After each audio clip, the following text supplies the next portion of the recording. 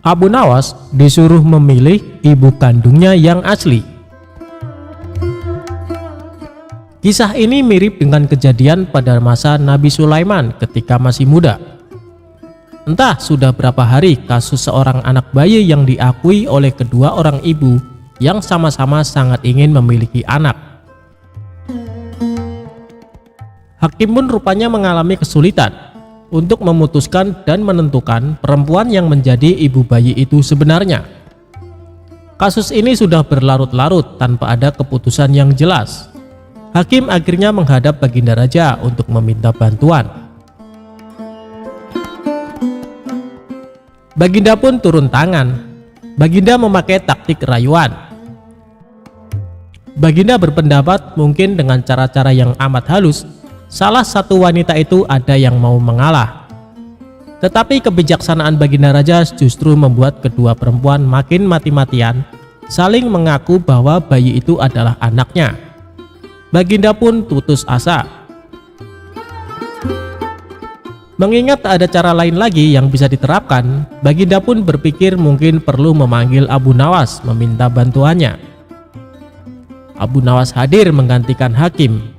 Abu Nawas tidak menjatuhkan putusan pada hari itu, melainkan menunda sampai hari berikutnya. Semua yang hadir yakin Abu Nawas pasti sedang mencari akal, seperti yang biasa dilakukan.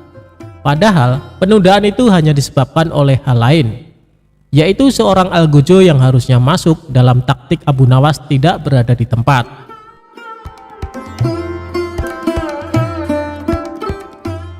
Keesokan harinya, sidang pengadilan diteruskan lagi. Abu Nawas memanggil algojo dengan pedang di tangannya. Abu Nawas memerintahkan agar bayi itu diletakkan di atas meja. "Apa yang akan kau perbuat terhadap bayi itu?" kata kedua perempuan itu saling memandang. "Sebelum saya mengambil tindakan, apakah salah satu dari kalian bersedia mengalah dan menyerahkan bayi itu kepada yang memang berhak memilikinya?" kata Abu Nawas. "Tidak, bayi itu adalah anakku," kata kedua perempuan itu serentak. "Baiklah, kalau kalian memang sungguh-sungguh menginginkan bayi itu dan tidak ada yang mau mengalah, maka saya terpaksa membelah bayi itu menjadi dua sama rata dan membagikannya kepada kalian," kata Abu Nawas mengancam dengan spontan. Perempuan pertama girang bukan kepalang, setuju akan tindakan yang akan dilakukan Abu Nawas. Sedangkan perempuan kedua menjerit-jerit histeris. "Jangan, tolong jangan belah bayi itu. Biarlah aku rela bayi itu seutuhnya diserahkan kepada perempuan itu," kata perempuan kedua. Abu Nawas tersenyum lega. Pemilik sebenarnya bayi tersebut sudah diketahui. Abu Nawas segera mengambil bayi itu dan langsung menyerahkan kepada perempuan kedua. Abu Nawas minta agar perempuan pertama dihukum sesuai dengan perbuatannya, karena tidak ada ibu yang tega menyaksikan anaknya disembelih, apalagi di depan mata. Baginda Raja merasa puas terhadap keputusan Abu Nawas. Sebagai rasa terima kasih, Baginda Raja memberikan sejumlah hadiah atas bantuannya yang sangat berguna.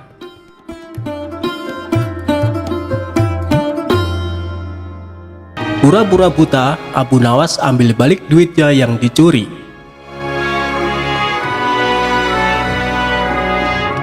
Abu Nawas suatu hari bersama temannya membahas suatu masalah yang mengatakan bahwa orang buta atau tunanetra tidak berdosa karena pintu masuknya dosa tertutup baginya.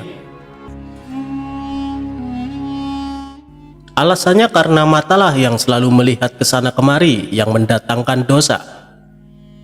Akan tetapi Abu Nawas tidak menyetujui pendapat tersebut dan berniat akan membuktikannya.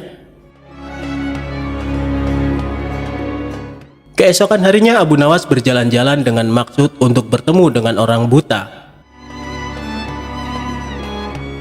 Dia ingin membuktikan pendapatnya bahwa orang buta pun dapat pula berbuat dosa. Abu Nawas juga menyiapkan pundi-pundi dan mengisinya dengan uang ringgit. Tidak beberapa lama berjalan, ia benar-benar menemukan seorang tunanetra. Abu Nawas memperhatikan gerak-gerik orang buta itu yang sedang berjalan dengan tongkatnya. Kemudian dia berpura-pura menjadi orang buta sambil membawa tongkat dan sengaja menabrak orang buta tersebut. Aduh, sungguh malang nasibku sebagai orang buta, ditabrak oleh orang yang tidak memiliki rasa belas kasihan, ujar Abu Nawas. Orang buta itu heran mendengar keluhan orang yang ditabraknya. Maaf, saya juga orang buta. Saya tidak dapat melihat dan hanya dapat berjalan dengan bantuan tongkat ini. Sekali lagi mohon maaf karena sungguh-sungguh saya tidak sengaja, ucap orang buta tersebut. Oh, engkau juga buta ya? Tanya Abu Nawas pura-pura tidak tahu. Iya, saya buta. Peganglah tongkatku ini. Orang buta pasti akan memakai tongkat untuk berjalan, jawab tunanetra tersebut. Abu Nawas pun memegang tongkatnya. Begitu pula sebaliknya, si buta juga meraba tongkat Abu Nawas untuk membuktikan bahwa mereka adalah sama-sama orang buta. Kalau begitu, kita senasib saudara. Bagaimana kalau kita mencari rezeki bersama-sama, ajak Abu Nawas. Orang buta itu pun menyetujui ajakan Abu Nawas. Mereka berjalan bersama-sama sebagai sesama orang buta. Di tengah perjalanan, Abu Nawas berpura-pura mau pipis dan minta tolong si buta agar pundi-pundinya yang penuh berisi uang dipegangkan dahulu. Sementara Abu Nawas berpura-pura pipis, ia terus memperhatikan tingkah laku si buta. Kemudian si buta meraba-raba pundi-pundi itu dan hatinya mulai tergoda untuk memiliki isinya. Wah, pundi-pundi banyak sekali isinya. Lebih baik aku mengambilnya lalu pergi. Pasti ia tidak bisa mencariku. Karena ia juga buta, pikir si buta tersenyum.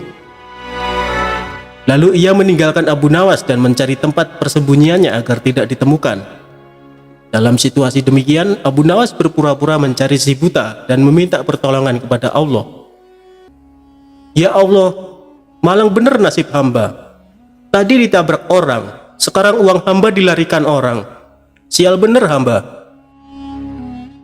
Ya Allah, semoga orang yang mengambil uang hamba terkena lemparan batu ini tepat pada tulang keringnya, biar tahu rasa dia, ujar Abu Nawas. Setelah itu dengan jitu Abu Nawas melempari si buta dan persis kena tulang keringnya. Aduh, aku kena, gumam si buta meringis kesakitan.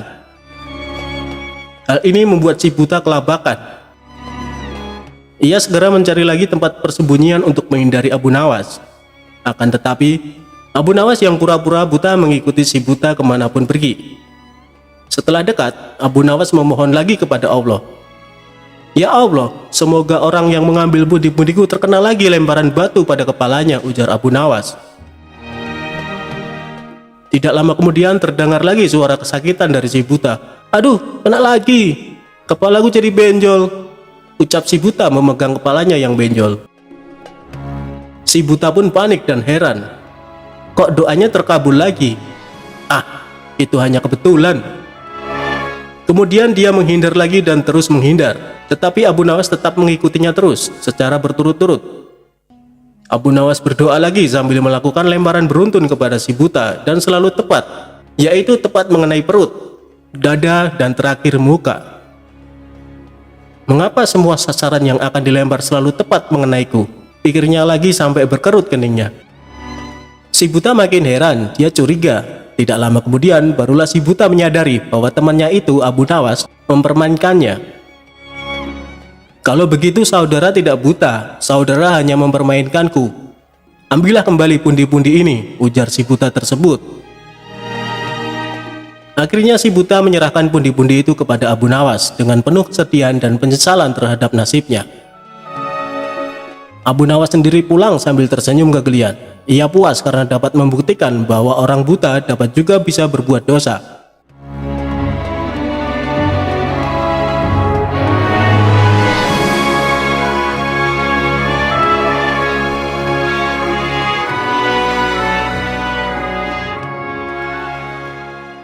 Tingkatan mata, tingkatan otak, dan tingkatan hati.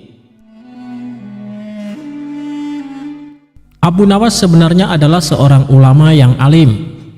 Tak begitu mengherankan jika Abu Nawas mempunyai murid yang tidak sedikit. Di antara sekian banyak muridnya, ada satu orang yang hampir selalu menanyakan mengapa Abu Nawas mengatakan begini dan begitu. Suatu ketika ada 3 orang tamu bertanya kepada Abu Nawas dengan pertanyaan yang sama. Orang pertama mulai bertanya, manakah yang lebih utama, orang yang mengerjakan dosa-dosa besar atau orang yang mengerjakan dosa-dosa kecil? Orang yang mengerjakan dosa-dosa kecil, jawab Abu Nawas. Mengapa? Kata orang pertama. Sebab lebih mudah diampuni oleh Tuhan, kata Abu Nawas. Orang pertama puas karena ia memang yakin begitu. Orang kedua bertanya dengan pertanyaan yang sama, manakah yang lebih utama, orang yang mengerjakan dosa-dosa besar atau orang yang mengerjakan dosa-dosa kecil? Orang yang tidak mengerjakan keduanya, jawab Abu Nawas. Mengapa? Kata orang kedua. Dengan tidak mengerjakan keduanya, tentu tidak memerlukan pengampunan dari Tuhan, kata Abu Nawas. Orang kedua langsung bisa mencerna jawaban Abu Nawas. Orang ketiga juga bertanya dengan pertanyaan yang sama. Manakah yang lebih utama, orang yang mengerjakan dosa-dosa besar atau orang yang mengerjakan dosa-dosa kecil? Orang yang mengerjakan dosa-dosa besar, jawab Abu Nawas. Mengapa? Kata orang ketiga. Sebab pengampunan Allah kepada hambanya sebanding dengan besarnya dosa hamba itu, jawab Abu Nawas. Orang ketiga menerima alasan Abu Nawas. Kemudian ketiga orang itu pulang dengan perasaan puas. Karena belum mengerti, seorang murid Abu Nawas bertanya, mengapa dengan pertanyaan yang sama bisa menghasilkan jawaban yang berbeda? Manusia dibagi 3 tingkatan, tingkatan mata, tingkatan otak, dan tingkatan hati. Apakah tingkatan mata itu? Tanya murid Abu Nawas. Anak kecil yang melihat bintang di langit, ia mengatakan bintang itu kecil karena ia hanya menggunakan mata, jawab Abu Nawas mengandaikan. Apakah tingkatan otak itu? Tanya murid Abu Nawas. Orang pandai yang melihat bintang di langit, ia mengatakan bintang itu besar karena ia berpengetahuan, jawab Abu Nawas. Lalu, apakah tingkatan hati itu? Tanya murid Abu Nawas.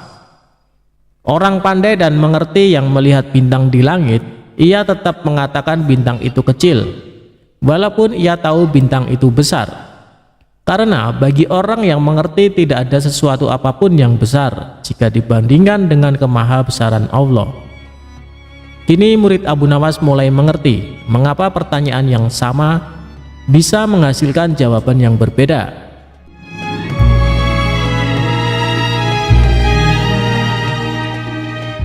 Jalan ke neraka. Suatu ketika Abu Nawas ditanya seseorang, "Kapan kamu mati?" "Maaf, barangkali Tuan bisa memberikan penjelasan sedikit terkait dengan pertanyaan Tuan tadi?" pinta Abu Nawas, yang ternyata juga bisa menampilkan mimik serius. "Begini, kalau kamu mati, saya mau titip surat buat mendiang ayah saya yang telah mati beberapa tahun yang lalu," sambungnya. "Terima kasih sebelumnya atas kepercayaan Tuan," jawab Abu Nawas. "Tapi maaf sekali, dengan sangat terpaksa keinginan Tuan tidak bisa aku penuhi." "Kenapa?" tanya Tuan kepada Abu Nawas. Lalu Abu Nawas menjawab, "Sebab aku tak tahu jalan ke neraka jahanam." Mendadak wajah orang itu merah padam, dan sambil merunduk ia pun segera pergi. Pertanyaan yang nyelekit dari Tuan kepada Abu Nawas dijawab lebih nyelekit oleh Abu Nawas. Itulah pintarnya Abu Nawas dalam kondisi yang seperti itu bisa membalasnya dengan cerdas dan penuh makna.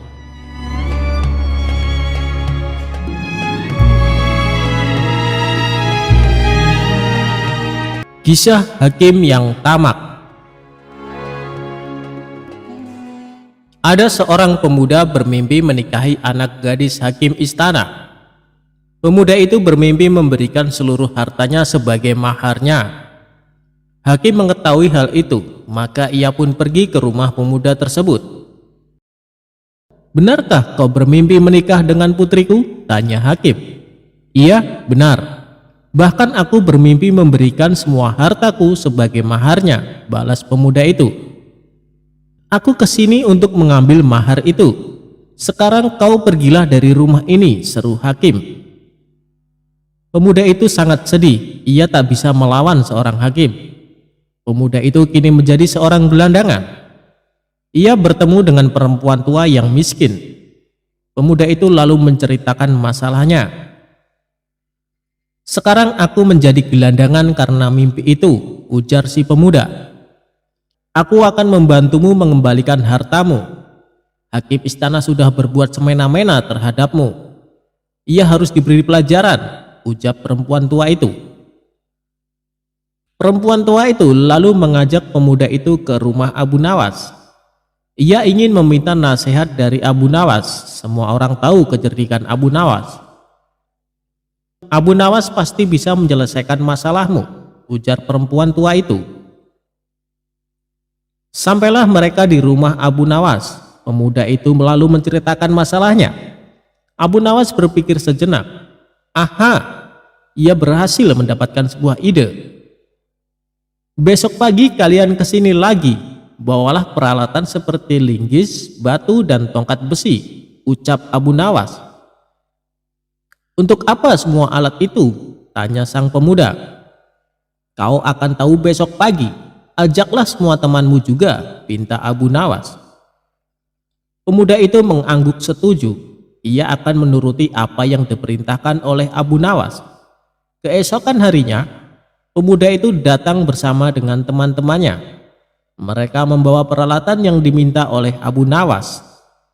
Apa yang harus kami lakukan dengan peralatan ini? Tanya sang pemuda. Semua pergilah ke rumah hakim istana. Hancurkan rumahnya sampai tak ada yang tersisa, ucap Abu Nawas. Tapi bagaimana jika hakim istana marah? Balas pemuda itu. Katakan aku yang menyuruh kalian menghancurkan rumahnya, kata Abu Nawas. Mereka pun pergi ke rumah hakim istana. Tanpa banyak bicara, mereka langsung menghancurkan rumah hakim istana. Rumah hakim sudah hampir hancur, dan si pemuda bersama teman-temannya terus saja menghancurkannya. Penduduk yang melihat tak dapat menghentikan semua itu. Hakim yang sedang tertidur pun bangun. Ia baru menyadari bahwa sebagian rumahnya sudah hancur. Hei, apa yang kalian lakukan dengan rumahku? Teriak hakim istana marah-marah. Kami sedang menghancurkan rumahmu, apa kau tak melihatnya? Balas pemuda itu.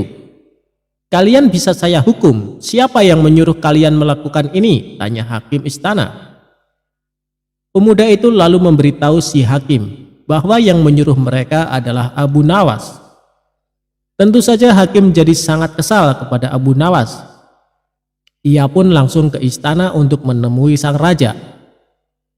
Aku akan melaporkannya kepada raja supaya Abu Nawas mendapat hukuman, dengus hakim istana. Sesampainya di istana, si hakim menyampaikan apa yang terjadi dengannya kepada baginda raja. Cepat, panggil Abu Nawas ke sini, perintah raja. Beberapa prajurit pergi ke rumah Abu Nawas. Mereka menangkap Abu Nawas dan membawanya ke istana.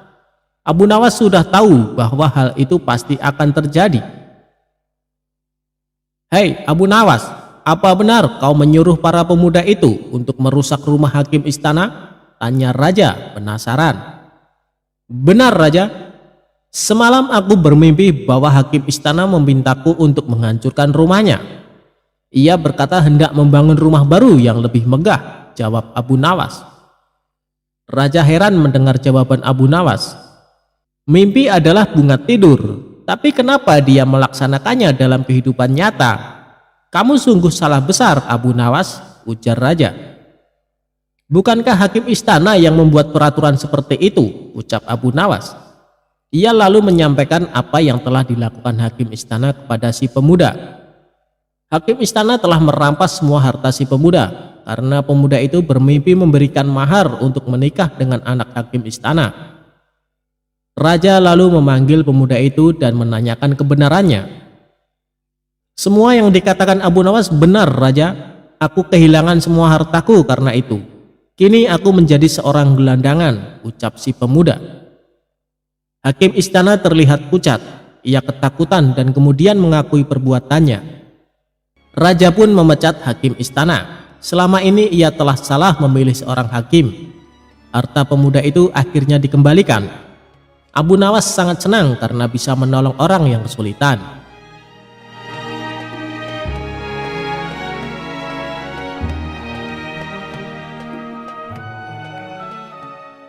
Kecerdikan Abu Nawas menangkap matahari.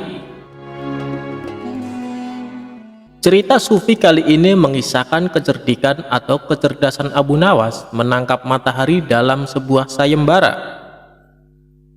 Abu Nawas adalah seorang pujangga pada masa Khalifah Harun al-Rasyid. Ia termasuk salah seorang penyair yang sangat melegenda pada zaman itu. Pada suatu saat, Baginda Raja ingin membuat rakyatnya bahagia. Pasalnya, rakyat mengeluhkan kepada Raja tentang betapa panasnya terik matahari kala itu. Karena itu, Raja mengadakan sayembara untuk menangkap matahari. Namun hingga memasuki waktu yang ditentukan, tak ada seorang pun yang menyatakan kesanggupannya menangkap matahari. Sang Raja pun lalu langsung menunjuk si cerdik Abu Nawas untuk menangani hal ini. Cepat, panggil Abu Nawas kemari. Ada tugas penting yang harus dilakukan, perintah Baginda Raja kepada beberapa pengawalnya. Singkat cerita, datanglah Abu Nawas menghadap Baginda Raja. Ampun Paduka yang mulia, ada apa gerangan Paduka memanggil hamba? Tanya Abu Nawas. Begini Abu Nawas, beberapa hari ini saya mendapatkan banyak pengaduan dari rakyatku, jawab Baginda Raja. Kalau boleh tahu apa pengaduan mereka Paduka yang mulia, barangkali hamba bisa membantu, balas Abu Nawas. Raja akhirnya menceritakan apa yang dikeluhkan masyarakat akhir-akhir ini. Kemudian Abu Nawas menanyakan apa yang dikehendaki oleh sang raja dengan kondisi seperti itu. Raja pun kemudian menceritakan idenya untuk menangkap matahari dan menunjuk Abu Nawas untuk melakukannya. Bagaimana kalau matahari ditangkap saja, Abu Nawas? Dan orang yang pantas untuk melakukan pekerjaan itu adalah kamu, ujar Baginda Raja. Mendengar perintah Baginda Raja, Abu Nawas langsung tertunduk lemas. Apa tidak ada cara lain Paduka? Misalnya mereka diliburkan dulu dalam bekerja di ladang, kata Abu Nawas mengusulkan. Usulan Abu Nawas ternyata tidak diterima oleh sang raja. Karena jika mereka diliburkan, mereka tidak bisa makan. Tidak bisa Abu Nawas. Kalau mereka libur berladang, lalu mereka mau makan apa? Jalan satu-satunya matahari harus ditangkap, balas Baginda Raja. Abu Nawas hanya terdiam. Dalam hati ia berkata, mungkin menangkap matahari pekerjaan yang mustahil dilakukan. Namun karena ini adalah titah raja, mau tidak mau Abu Nawas harus menerimanya. Sekarang kamu pulang dulu Abu Nawas, dan besok kamu harus kembali ke sini untuk menangkap matahari. Kalau kamu tidak bisa melakukannya, kamu akan menerima hukuman, tegas sang raja. Setibanya di rumah, Abu Nawas terus memikirkan cara supaya ia bisa lepas dari hukuman. Ia terus memutar otaknya hingga tengah malam. Lebih baik aku sholat isya dulu, nanti aku malah ketiduran, pikir Abu Nawas. Ia pun kemudian menuju kolam untuk mengambil air wudhu. Saat ia hendak mengambil air, bayangan dirinya ada di dalam air tersebut. Disitulah akhirnya Abu Nawas mendapatkan ide untuk menangkap matahari. Esok paginya dengan wajah ceria, Abu Nawas pergi ke istana menghadap Baginda Raja. Hai Abu Nawas, apakah kamu sudah siap menangkap matahari? Tanya Baginda Raja. Saya sudah siap Paduka, tapi saya minta disediakan peralatannya untuk menangkapnya, jawab Abu Nawas. Apa yang kau butuhkan? Katakan padaku, balas Baginda Raja. Abu Nawas kemudian meminta sesuatu yang perlu disiapkan untuk menangkap matahari. Saya minta ember yang berisi air dan juga kantong besar yang tidak bocor, pinta Abu Nawas. Setelah peralatan dipersiapkan, Abu Nawas mengajak salah satu menteri ke tengah lapangan. "Kamu lihat kan matahari itu?" kata Abu Nawas sambil menunjuk bayangan matahari yang berada di dalam ember berisi air. "Sekarang akan aku masukkan ke dalam kantong ini," ucap Abu Nawas sambil memasukkan air yang berada di dalam ember. Sang menteri lantas menghadap pada sang raja untuk mengonfirmasi pekerjaan yang sudah dilakukan Abu Nawas. Sang raja tentu belum percaya, sebab panas matahari masih terasa menyengat. "Baiklah, sekarang perintahkan pada Abu Nawas untuk membungkus matahari itu dan bawakan padaku," titah Baginda Raja. Kemudian para menteri memanggil Abu Nawas untuk menghampiri Baginda Raja dengan membawa kantong berisi air. "Paduka yang mulia, mataharinya sudah aku bungkus dalam kantong ini," tutur Abu Nawas. "Hai Abu Nawas, coba kamu lihat keluar. Mataharinya masih ada dan aku juga masih merasakan panasnya," sanggah Baginda Raja. "Tak percaya benar yang mulia, tapi sesungguhnya itu matahari kedua," timpal Abu Nawas. "Yang benar saja kamu, hanya ada satu matahari di dunia ini," sahut Baginda Raja. "Paduka Raja memang benar. Jadi ketika matahari berhasil saya tangkap, dunia menjadi gelap gulita. Lalu Allah langsung menggantikannya dengan matahari yang baru," ujar Abu Nawas. Baginda Raja kemudian memastikan apakah isi kantong besar tersebut berisi matahari atau tidak. Ia pun membuka kantong tersebut, ternyata isinya hanya air. "Mana mataharinya Abu Nawas? Kamu jangan mengerjai saya," herdik Baginda Raja. "Paduka membukanya jangan di dalam ruangan, karena matahari paling tidak suka dengan ruangan tertutup. Pasti dia tidak akan menampakkan dirinya," jawab Abu Nawas beralasan. "Matahari hanya mau menampakkan dirinya kalau dia melihat ada saudaranya di atas," ujar Abu Nawas. Lalu Abu Nawas mengajak Baginda ke tengah lapangan dengan membawa kantongnya yang berisi air. "Ini saya buka kantongnya Baginda. Tuh kan ada mataharinya," tutur Abu Nawas sambil menunjukkan kepada Baginda Raja. Baginda Raja hanya bisa geleng-geleng kepala dengan kecerdikan Abu Nawas. Itulah kisah cerdik Abu Nawas menangkap matahari. Semoga terhibur.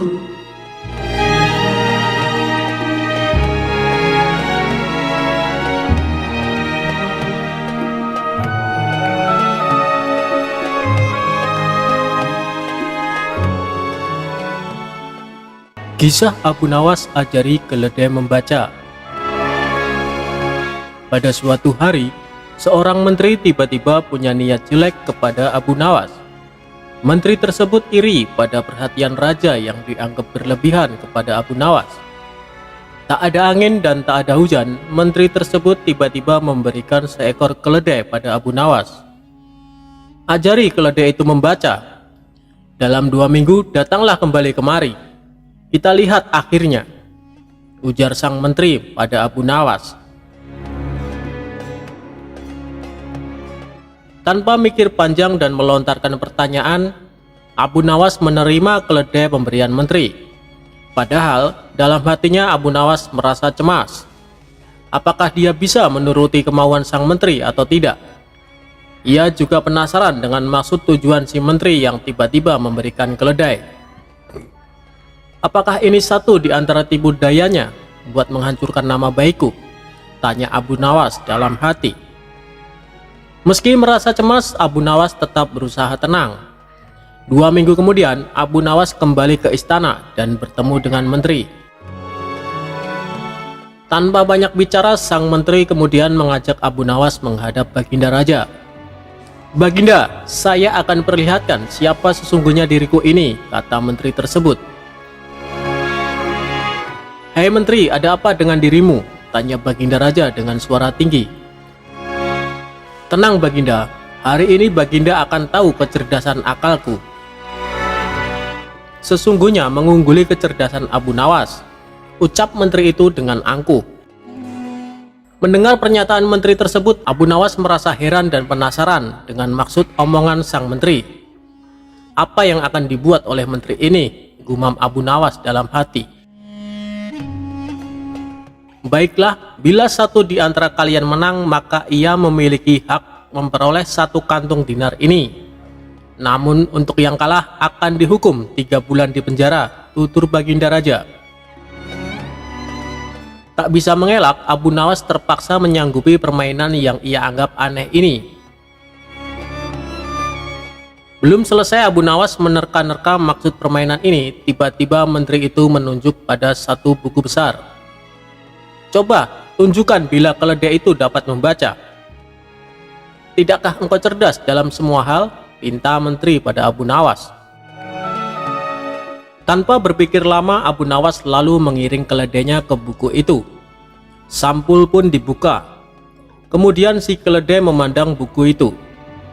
Selang beberapa saat, keledai mulai membalik halaman demi halaman dengan lidahnya. Keledai itu harus membalik lembar demi lembar hingga halaman paling terakhir buku itu. Setelah tak ada lagi lembaran yang harus dibuka, keledai tersebut memandang Abu Nawas.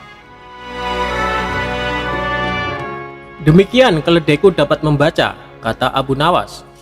Mendengar kata-kata Abu Nawas, sang menteri kembali angkat bicara. Bagaimana caramu mengajari dia membaca? Tanya sang menteri mulai merasa panik. Sesampainya di rumah, saya siapkan lembaran-lembaran besar serupa buku, serta saya sisipkan biji-biji gandum di dalamnya, jawab Abu Nawas. Keledai itu harus belajar membalik halaman agar bisa memakan biji-biji gandum itu, hingga ia terlatih benar untuk bisa membalik halaman buku, lanjut Abu Nawas. Namun, bukankah dia tak tahu apa yang dibacanya? Bantah sang menteri. Memang demikian cara keledai membaca.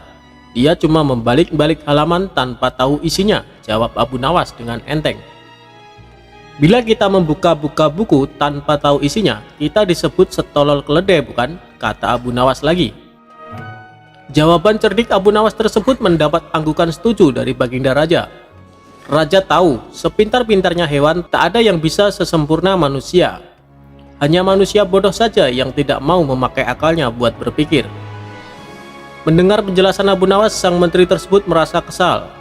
Raja akhirnya memberikan hadiah berupa sekantung dinar kepada Abu Nawas. Sedangkan menteri masuk penjara sesuai perjanjian yang sudah disepakati.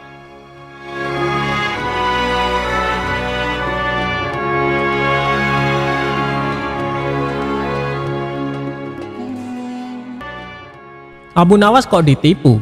Ya ditipu balik pelakunya. Suatu kali, Abu Nawas memutuskan menjual satu-satunya keledai yang biasa digunakan sebagai kendaraan, karena dia sangat membutuhkan uang. Istrinya pun menyetujui rencana itu. Dalam perjalanannya ke pasar hewan, dia bertemu seseorang. Orang itu lantas menanyakan harga jual ternak yang disebutnya sebagai kambing. Berkerutlah kening Abu Nawas karena orang itu menyebut keledainya sebagai kambing. Abu Nawas menyanggah bahwa hewan yang dibawanya bukanlah kambing, tetapi keledai. Seseorang tadi lantas menantang Abu Nawas untuk segera menjual hewan itu di pasar. Abu Nawas tentu akan memperoleh harga yang amat murah menurutnya. Abu Nawas meneruskan perjalanannya. Dia tak terlalu menghiraukan seseorang yang baru bicara dengannya tadi. Tak lama berselang, ia bertemu seseorang lagi ketika dia sedang menunggangi keledainya. Dia menanyakan mengapa Abu Nawas menunggangi seekor kambing yang bukan merupakan hewan tunggangan. Abu Nawas tentu saja langsung menyangkal dan menyebut bahwa hewannya itu adalah keledai yang merupakan hewan kendaraan.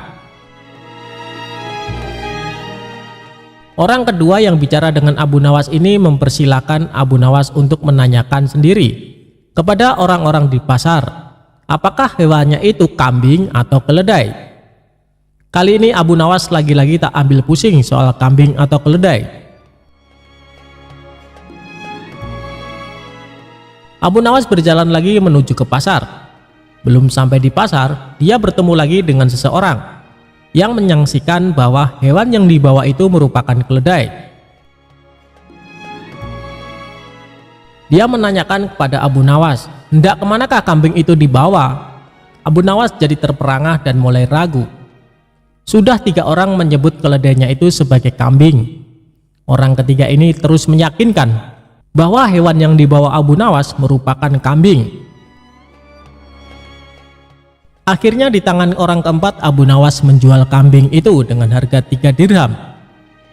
Sesampainya di rumah, Abu Nawas mendapat omelan dari sang istri karena menjual keledai dengan harga sangat murah. Dia baru menyadari kalau dirinya baru saja kena tipu oleh kawanan orang yang telah bekerja sama.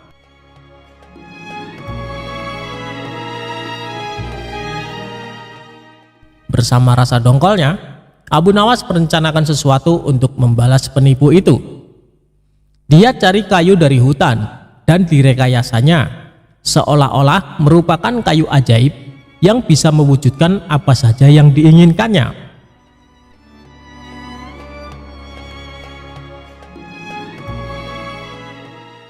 Kesempatan pun tiba.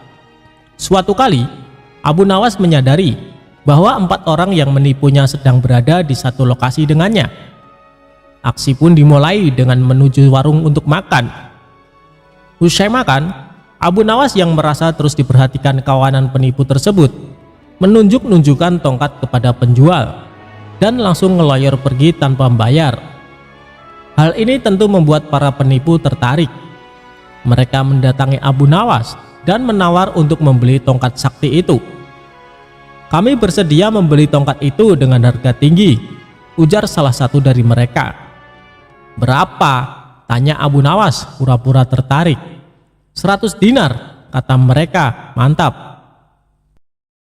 Dengan berpura-pura berat hati, Abu Nawas melepas tongkat itu dengan harga 100 dinar. Wah, untung besar bagi Abu Nawas. Para penipu mencoba ke warung dan membayar makan dengan menunjuk-nunjuk tongkat ke arah si penjual. Namun sayang, keajaiban tongkat tak mempan. Ternyata, berdasarkan penjelasan si empunya warung, Abu Nawas bisa makan hanya dengan memainkan tongkat ajaib itu karena sebelumnya dia telah meninggalkan sejumlah uang di warung itu. Abu Nawas kok dilawan? Hahaha.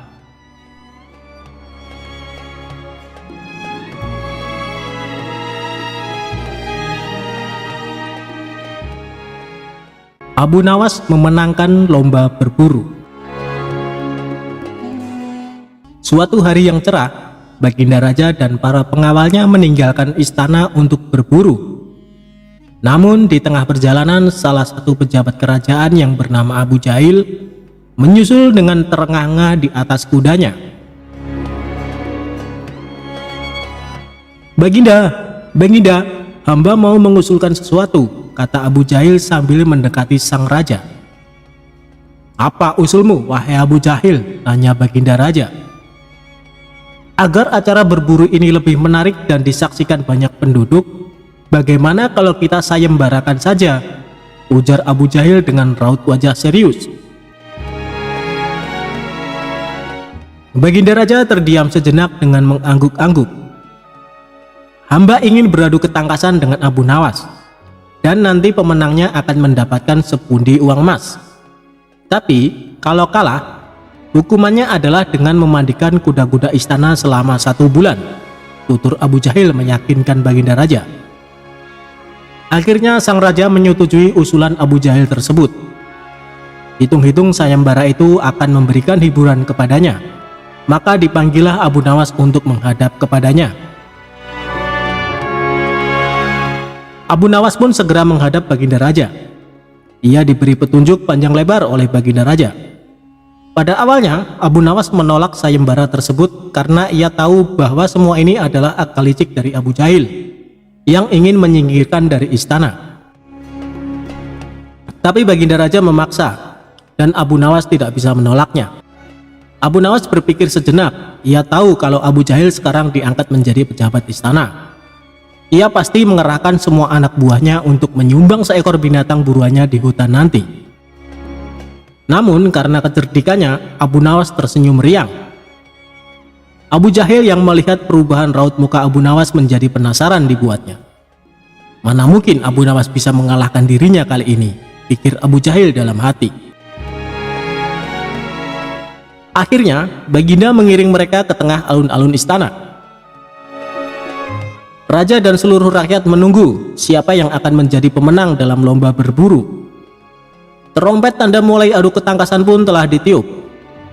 Abu Jahil segera memacu kudanya secepat kilat menuju hutan belantara. Anehnya, Abu Nawas justru sebaliknya. Ia dengan santai menaiki kudanya, sehingga para penonton banyak yang berteriak.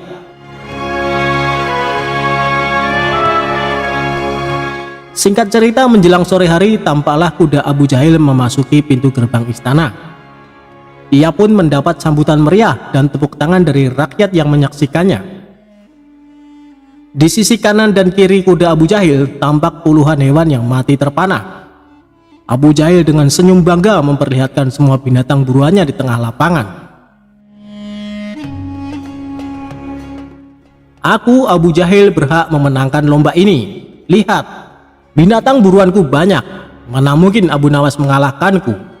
Teriaknya lantang yang membuat para penonton semakin ramai bertepuk tangan. Tidak berapa lama kemudian terdengar suara kaki kuda Abu Nawas. Semua orang menertawakan dan meneriakinya. Karena Abu Nawas tak membawa satupun binatang buruan di kudanya. Tapi Abu Nawas tidak tampak gusar sama sekali. Ia malah tersenyum dan melambaikan tangan. Baginda Raja menyuruh 2 orang pengawalnya maju ke tengah lapangan dan menghitung jumlah binatang buruan yang didapatkan 2 peserta tersebut. Dan kesempatan pertama, para pengawal menghitung jumlah binatang hasil buruan Abu Jahil. 35 ekor kelinci ditambah 5 ekor rusa dan 2 ekor babi hutan, kata salah satu pengawal.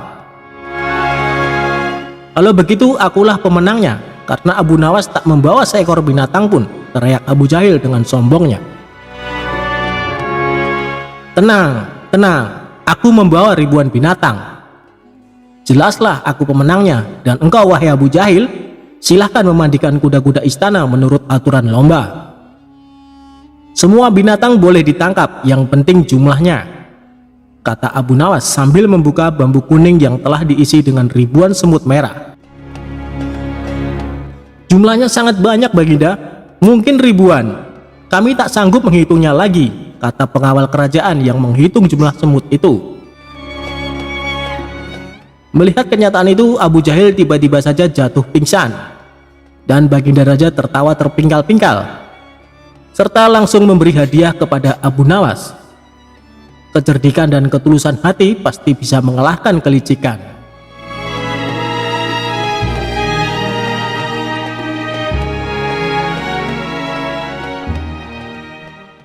Kisah Abu Nawas punya peci ajaib, bisa melihat surga dan bidadari cantik. Berikut ceritanya. Suatu hari Abu Nawas terlihat jalan sendirian menuju masjid untuk menunaikan sholat subuh. Setibanya di masjid, ia melihat para jamaah sudah pada berkumpul, meskipun saat itu azan subuh belum berkumandang. Masing-masing dari mereka sibuk dengan ibadahnya. Ada yang berzikir, ada yang sholat sunnah, ada juga yang membaca Al-Quran sembari menunggu datangnya waktu subuh. Setelah selesai menunaikan sholat subuh dan zikir, orang-orang mulai beranjak meninggalkan masjid. Ketika sampai di halaman masjid, Abu Nawas terlihat senyum-senyum sendiri sambil memandangi topinya. Tentu saja tingkah ini membuat para jamaah penasaran. Hei Abu Nawas, memangnya apa yang kamu lihat di dalam topimu? Sampai-sampai terlihat sangat bahagia, tanya salah satu jamaah. Aku melihat surga dan para bidadari di dalam topiku, jawab Abu Nawas dengan ekspresi yang meyakinkan. Mendengar jawaban itu, para jamaah berbondong-bondong menghampiri Abu Nawas. Dikarenakan sangat penasaran, salah satu dari mereka berkata, "Sini, coba aku lihat." "Tapi aku tidak yakin kamu bisa melihat seperti apa yang aku lihat," ujar Abu Nawas sambil mencegahnya. "Memangnya kenapa, Abu Nawas?" jawab jamaah dengan serempak. Dikarenakan mereka sama-sama makin penasaran, Abu Nawas dengan mimik wajah serius menjelaskannya. Sebab hanya orang-orang beriman dan soleh saja yang bisa melihat surga dan bidadari di dalam topiku ini, ujarnya. "Sini, coba aku lihat," ucap salah satu jamaah. Abu Nawas pun mempersilahkan dengan memberikan topinya. Orang tersebut segera melihat ke dalam topi, lalu sejenak menatap ke arah Abu Nawas. Ia kemudian menengok ke orang-orang di sekelilingnya. "Benar juga, aku melihat surga dan bidadari. Luar biasa sekali," ucap orang itu berbohong. Dikarenakan takut dikatakan orang tidak soleh dan kurang beriman, jamaah lainnya pun ikut penasaran juga. "Benarkah? Coba, aku ingin melihatnya," ucap jamaah lainnya. Setelah melihat ke dalam topi Abu Nawas, ia terbelalak lantaran tidak melihat apa-apa. Namun, lagi-lagi karena gengsi, takut dikatakan orang tidak soleh dan tidak beriman, dia pun terpaksa berbohong. "Iya benar, aku melihat bidadari yang cantik jelita satu persatu," ujar jamaah lainnya. Akhirnya semua jamaah mencobanya dan jawabannya pun sama karena gengsi, takut dibilang bukan orang soleh dan kurang beriman. Sampai tibalah giliran terakhir seorang jamaah yang dikenal pendiam. Ia pun mengambil topi Abu Nawas dan melihat ke dalamnya. Dia tidak melihat apa-apa, justru mencium bau apek dari topi Abu Nawas. Orang itu langsung melempar topi ke tanah dan berkata dengan sedikit nada jengkel, "Aku tidak melihat apa-apa, yang ada bau apek. Lalu kau akan menuduhku orang tidak beriman," tutur orang itu kepada Abu Nawas. Melihat hal itu, Abu Nawas malah tertawa terpingkal-pingkal. Kemudian Abu Nawas berkata, "Aku juga sama sepertimu. Aku tidak melihat apa-apa," tegas Abu Nawas sambil menahan tawa. "Hei, kalian semua, jangan hanya takut dibilang orang tidak beriman lalu membohongi diri sendiri dan orang lain. Selama taat beribadah dan menjauhi larangan Allah, kalian tidak perlu takut dan tak perlu malu kepada orang lain disebut sebagai orang yang tidak beriman. Cukup hanya kalian dan Allah yang tahu. Lagian mana mungkin surga bisa terlihat, sementara kalian belum mati," tambah Abu Nawas. Seketika mereka yang tadinya menggerumuni Abu Nawas langsung membubarkan diri sambil menahan rasa malu.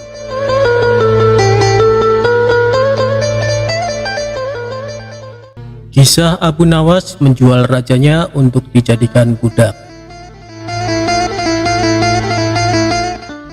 Suatu hari Abu Nawas sangat kebingungan, bahkan ia hampir putus asa.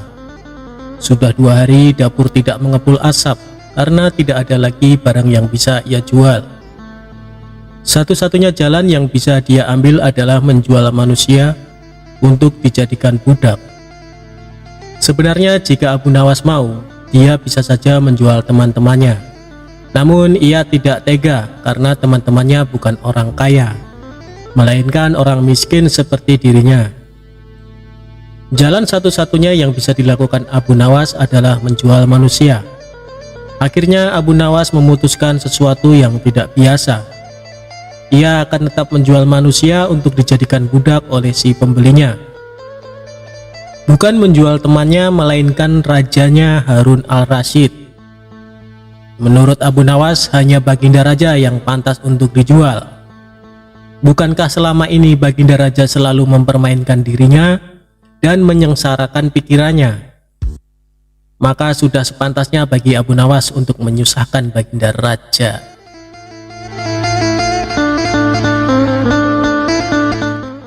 Abu Nawas mencari cara agar bisa menjual Baginda Raja Harun al-Rasyid. Ia pun mendapat ide dan menjumpai sang raja. "Ada sesuatu yang amat menarik yang akan hamba sampaikan hanya kepada Paduka yang mulia," ucap Abu Nawas. "Apa itu wahai Abu Nawas?" tanya Baginda langsung tertarik. "Sesuatu yang hamba yakin belum pernah terlintas di dalam benak Paduka yang mulia," kata Abu Nawas meyakinkan. "Kalau begitu cepatlah ajak aku ke sana untuk menyaksikannya," kata Baginda Raja tanpa curiga sedikit pun. "Tetapi Baginda," kata Abu Nawas sengaja tidak melanjutkan kalimatnya. "Tetapi apa?" tanya Baginda tidak sabar. "Bila Baginda tidak menyamar sebagai rakyat biasa, maka pasti nanti orang-orang akan banyak yang ikut menyaksikan benda ajaib itu," kata Abu Nawas. Karena memiliki keinginan besar dan rasa penasaran yang begitu besar, Baginda Raja bersedia menyamar jadi rakyat biasa. Melihat penyamaran sang raja berhasil, Abu Nawas dan Baginda Raja berangkat menuju ke sebuah hutan. Setibanya di sana, Abu Nawas mengajak Baginda Raja mendekati sebuah pohon besar dan rindang. Ia pun meminta sang raja untuk menunggu. Sementara itu, ia pergi menjumpai seorang badui yang pekerjaannya menjual budak. Abu Nawas mengajak pedagang budak itu untuk melihat calon budak yang akan dijual kepadanya agak jauh. Abu Nawas enggan menjumpai sang raja dan merasa tidak tega.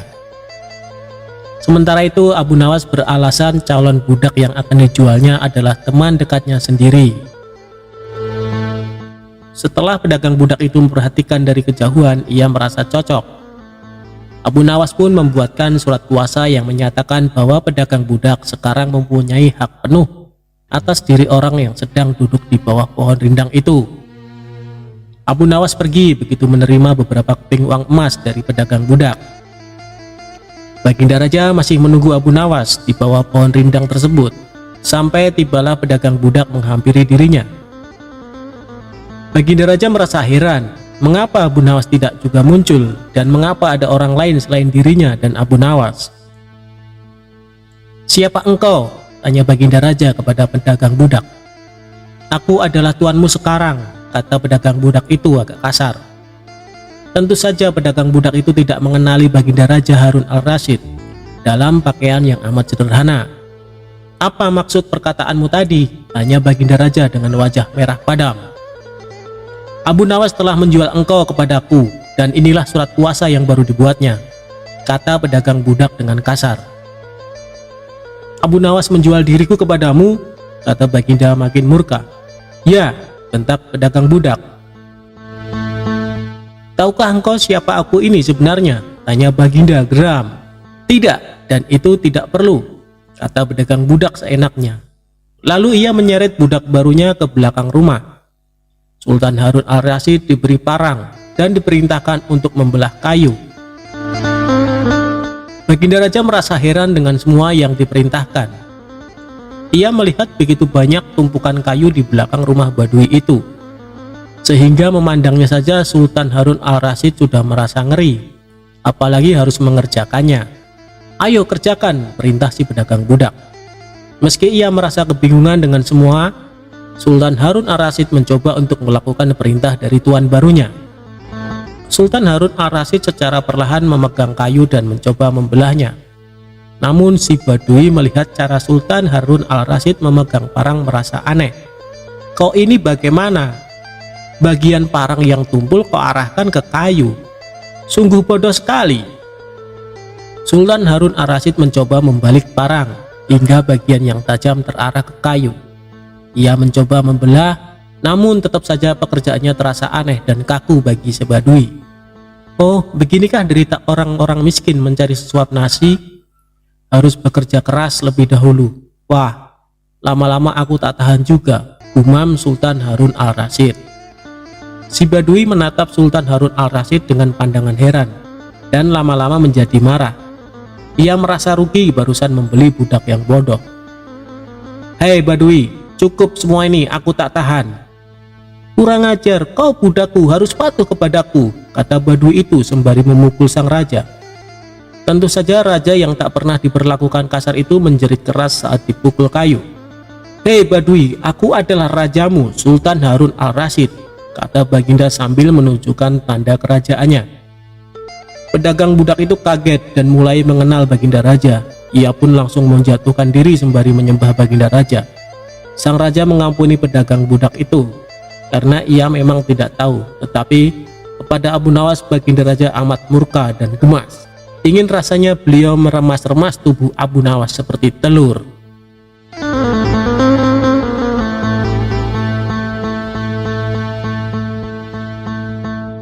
Kisah Abu Nawas dikabarkan mati.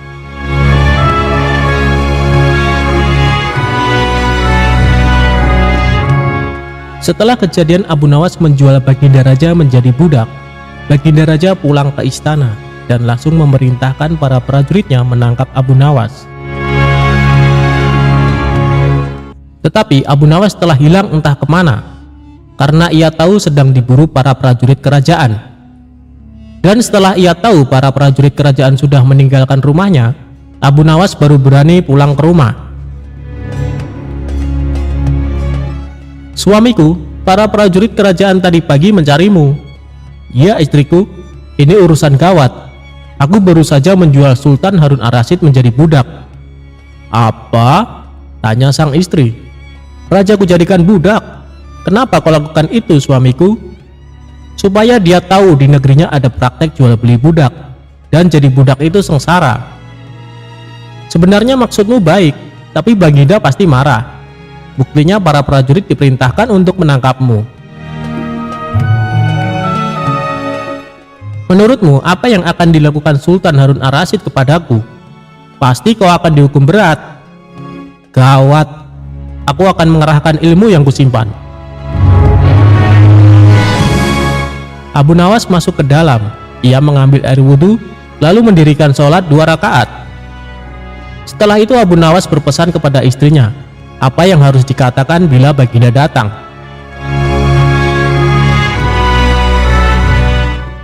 Tidak berapa lama kemudian tetangga Abu Nawas geger, karena istri Abu Nawas menjerit-jerit. Ada apa ini? Tanya tetangga Abu Nawas sambil tergopoh-gopoh. Suamiku mati. Hah? Abu Nawas mati? Iya.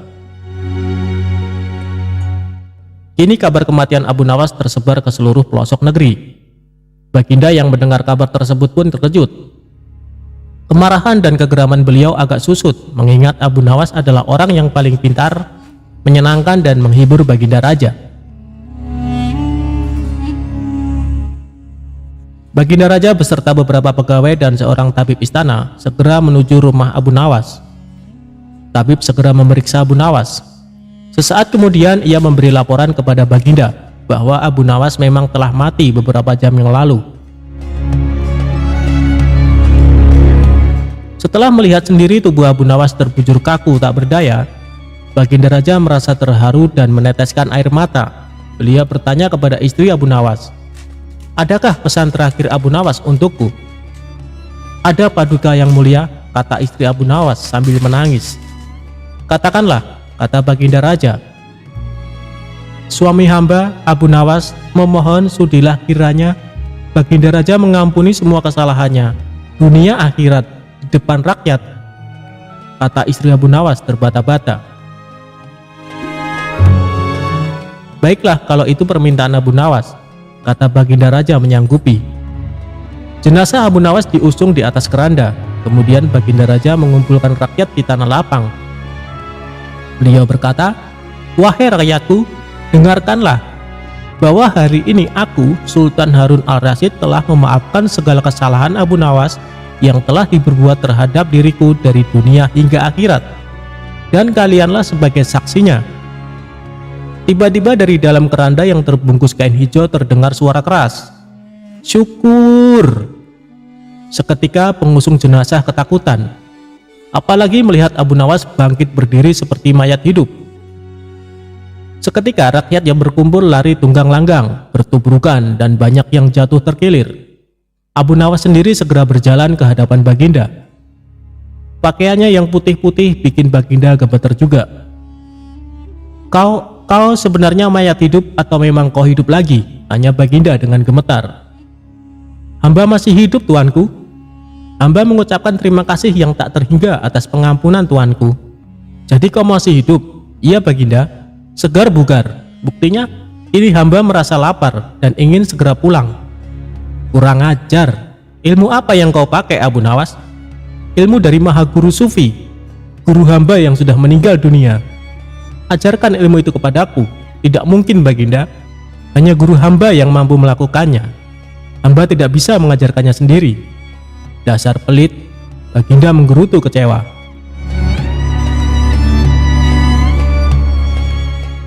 Kisah Abu Nawas ajari keledai membaca.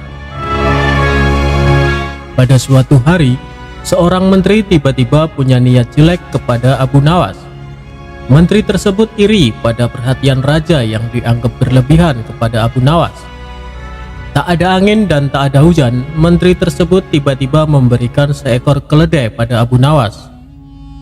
Ajari keledai itu membaca. Dalam 2 minggu datanglah kembali kemari. Kita lihat akhirnya, ujar sang menteri pada Abu Nawas. Tanpa mikir panjang dan melontarkan pertanyaan, Abu Nawas menerima keledai pemberian menteri. Padahal dalam hatinya Abu Nawas merasa cemas. apakah dia bisa menuruti kemauan sang menteri atau tidak. Ia juga penasaran dengan maksud tujuan si menteri yang tiba-tiba memberikan keledai. Apakah ini satu di antara tipu dayanya buat menghancurkan nama baikku? Tanya Abu Nawas dalam hati. Meski merasa cemas, Abu Nawas tetap berusaha tenang.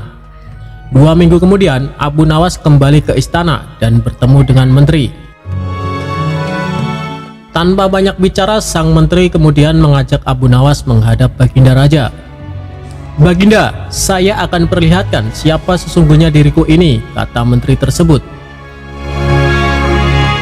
"Hei menteri, ada apa dengan dirimu?" tanya Baginda Raja dengan suara tinggi. "Tenang Baginda, hari ini Baginda akan tahu kecerdasan akalku." Sesungguhnya mengungguli kecerdasan Abu Nawas, ucap menteri itu dengan angkuh. Mendengar pernyataan menteri tersebut, Abu Nawas merasa heran dan penasaran dengan maksud omongan sang menteri. Apa yang akan dibuat oleh menteri ini? Gumam Abu Nawas dalam hati. Baiklah, bila satu di antara kalian menang, maka ia memiliki hak memperoleh 1 kantung dinar ini. Namun untuk yang kalah akan dihukum 3 bulan di penjara, tutur Baginda Raja. Tak bisa mengelak, Abu Nawas terpaksa menyanggupi permainan yang ia anggap aneh ini. Belum selesai Abu Nawas menerka-nerka maksud permainan ini, tiba-tiba menteri itu menunjuk pada satu buku besar. "Coba tunjukkan bila keledai itu dapat membaca." "Tidakkah engkau cerdas dalam semua hal?" pinta menteri pada Abu Nawas. Tanpa berpikir lama, Abu Nawas lalu mengiring keledainya ke buku itu. Sampul pun dibuka. Kemudian si keledai memandang buku itu. Selang beberapa saat, keledai mulai membalik halaman demi halaman dengan lidahnya. Keledai itu harus membalik lembar demi lembar hingga halaman paling terakhir buku itu. Setelah tak ada lagi lembaran yang harus dibuka, keledai tersebut memandang Abu Nawas. "Demikian keledaiku dapat membaca," kata Abu Nawas. Mendengar kata-kata Abu Nawas, sang menteri kembali angkat bicara. "Bagaimana caramu mengajari dia membaca?" tanya sang menteri mulai merasa panik. "Sesampainya di rumah, saya siapkan lembaran-lembaran besar serupa buku, serta saya sisipkan biji-biji gandum di dalamnya," jawab Abu Nawas. "Keledai itu harus belajar membalik halaman agar bisa memakan biji-biji gandum itu, hingga ia terlatih benar untuk bisa membalik halaman buku," lanjut Abu Nawas. "Namun, bukankah dia tak tahu apa yang dibacanya?" bantah sang menteri. "Memang demikian cara keledai membaca. Dia cuma membalik-balik halaman tanpa tahu isinya," jawab Abu Nawas dengan enteng. "Bila kita membuka-buka buku tanpa tahu isinya, kita disebut setolol keledai, bukan?" kata Abu Nawas lagi. Jawaban cerdik Abu Nawas tersebut mendapat anggukan setuju dari Baginda Raja. Raja tahu, sepintar-pintarnya hewan tak ada yang bisa sesempurna manusia. Hanya manusia bodoh saja yang tidak mau memakai akalnya buat berpikir. Mendengar penjelasan Abu Nawas, sang menteri tersebut merasa kesal. Raja akhirnya memberikan hadiah berupa sekantung dinar kepada Abu Nawas. Sedangkan menteri masuk penjara sesuai perjanjian yang sudah disepakati.